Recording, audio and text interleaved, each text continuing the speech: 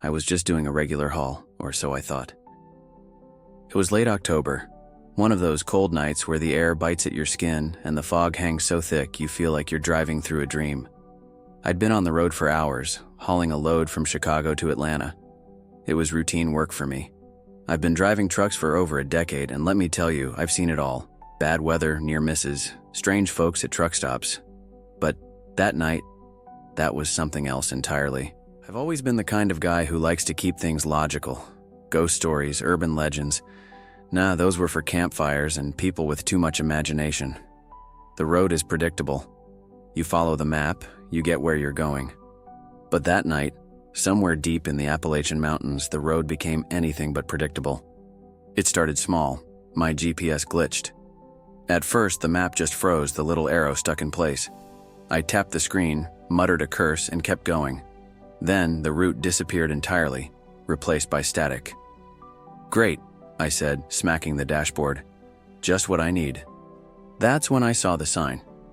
It was an old rusted green thing on the side of the highway, the kind you'd expect to see on a forgotten back road.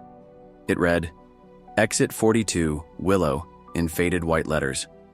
I've driven this route dozens of times and I'd never noticed that exit before. But then the GPS flickered back to life, recalculating and telling me to take the exit. Figuring it might be a shortcut, I shrugged and turned the wheel. The moment I left the highway, everything changed. The air felt heavier, like I was driving through syrup.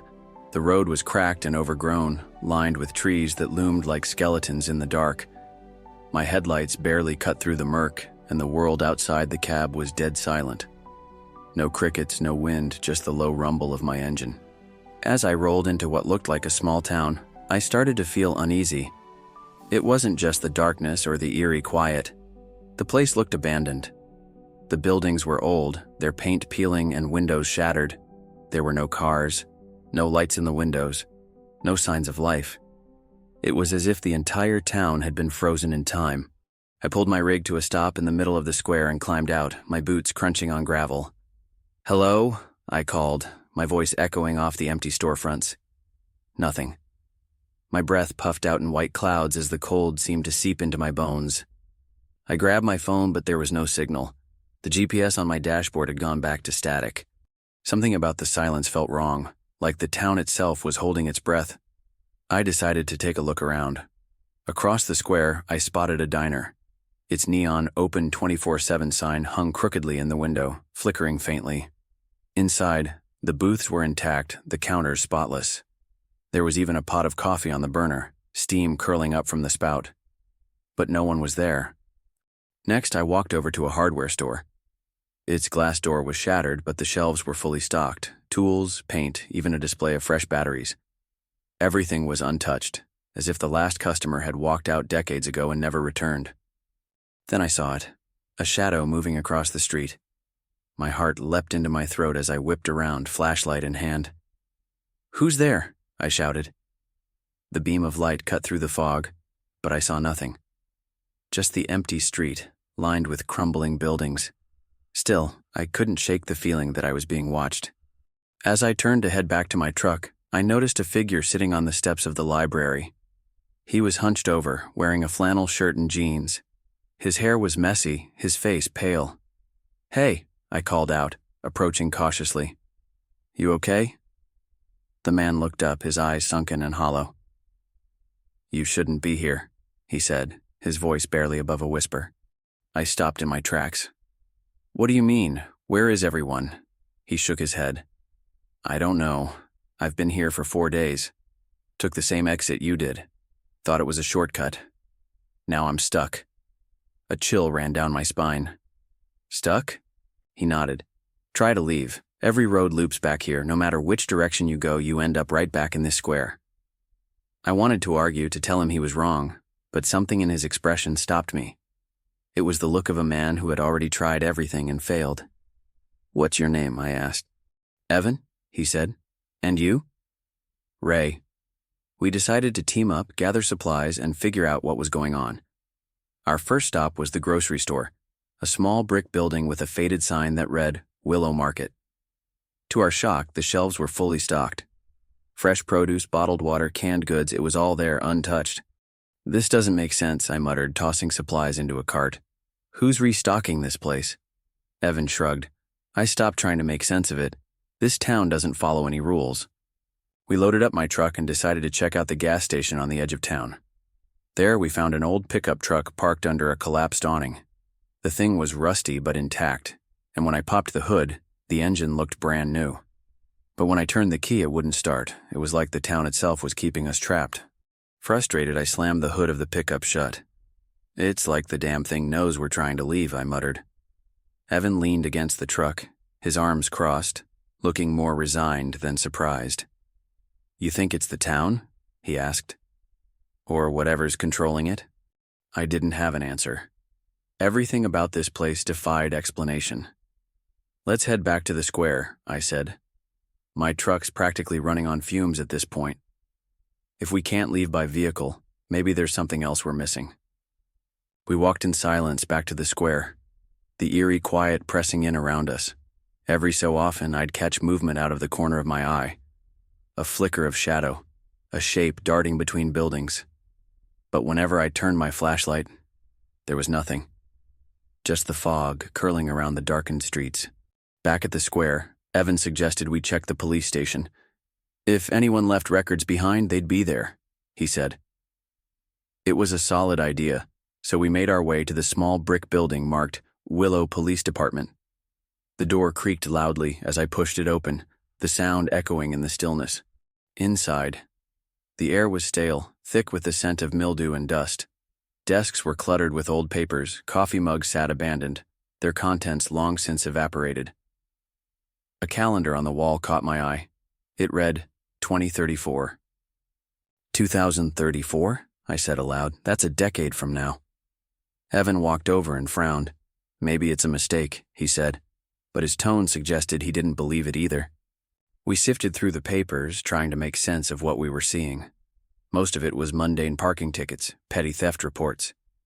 But then, we found a file labeled Incident Reports. Inside were accounts of strange disappearances and unexplained phenomena.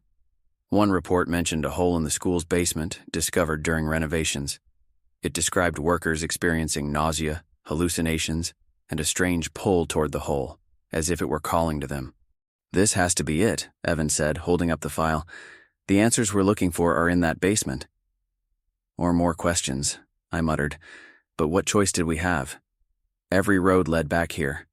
If there was a way out, it was tied to that hole. Before we left, we found a few firearms in the evidence locker. They were old and dusty but functional. I grabbed a shotgun while Evan took a revolver. It wasn't much, but it made me feel a little less vulnerable. The school was on the outskirts of town, a hulking shadow in the fog. Its windows were broken and the front doors hung open, creaking softly in the breeze. Inside, the halls were a mess. Desks and chairs were overturned, papers scattered everywhere. The walls were covered in strange black streaks like something had clawed at them. "Oh, you ever seen anything like this?" Evan asked, his voice low. "Not even close," I said, stepping over a toppled locker. Every fiber of my being was screaming at me to turn around, to leave. But there was nowhere to go. We found the basement door at the end of a long hallway. It was slightly ajar, a faint glow spilling out from the cracks. My hands felt clammy as I pushed it open, revealing a set of concrete stairs leading down. The air grew colder with every step, the glow intensifying until we reached the bottom.